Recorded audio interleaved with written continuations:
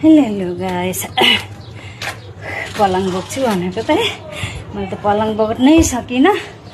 अनि बुढाले र छोराले लिएर गए पलङ है। अनि यो डबल बेड पलङ त धेरै गाह्रो हुन्छ के बोक्नलाई। अनि त्यहाँबाट चाहिँ मैले चाहिँ दोनो तरफको साइडको पलङ बोकेर हिँडेको है। गाह्रो छ गाइस, रुम सिफ्ट गर्न त धेरै गाह्रो हुँदो रहेछ। नि त यस्तो दामी पलङ छ।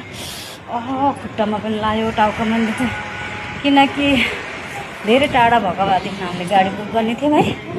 अनि पासमै लिएको भएको कारणले गर्दाखेरि हामी चाहिँ घरको परिवारले चाहिँ उठाउने भनेर चाहिँ कसै साथीहरूलाई बोलाएको होइन। अनि बच्चाको दोस्रोहरूलाई पनि बोलाएको होइन, हामी चुपचाप सिफ्ट गर्ने भनेर है।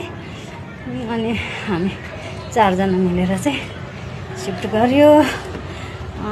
एकदम गाह्रो छ, टाउको दुखेछ,